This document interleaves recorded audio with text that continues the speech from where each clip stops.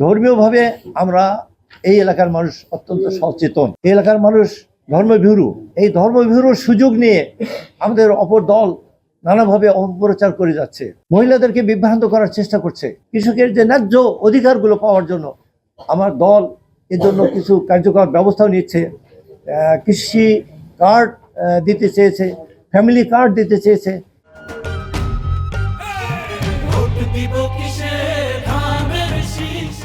এতে করে মহিলাদের মধ্যে আস্থা অর্জন হয়েছে। কৃষি কার্ডের জন্য কৃষকরা আশ্বস্ত হয়েছে।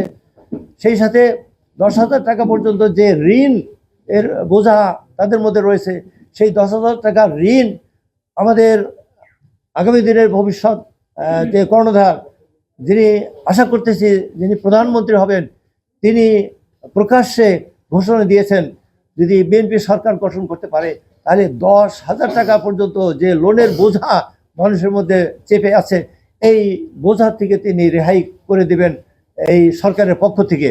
তাই তাদের এই সহজ সুবিধাটা এই এলাকার মানুষ সহ সারা দেশের মানুষ পাবে। তো এটি নীতি নির্ধারণ হিসাবেই এই কাজটি তিনি করবেন এই সরকারের পক্ষ থেকে।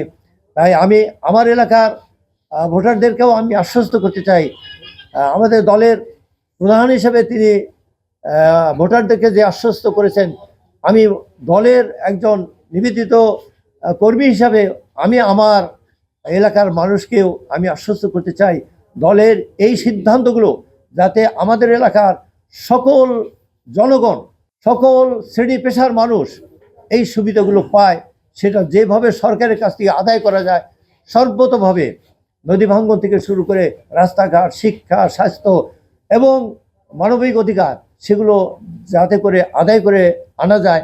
আমি যেহেতু সেই দীর্ঘ 50-55 বছর থেকে এটার জন্য চেষ্টা করছি, তাই আগামী দিনে যদি আমি এই সুযোগটা পাই, আমার জীবন প্রাণ দিয়ে, আমার সকল মেধা এবং সকল যোগ্যতা দিয়ে, সকল সময় ব্যয় করে আমি এই মানুষের এই অধিকারগুলো আদায় করবার সর্বোচ্চ চেষ্টা ইনশাআল্লাহ আমি করব।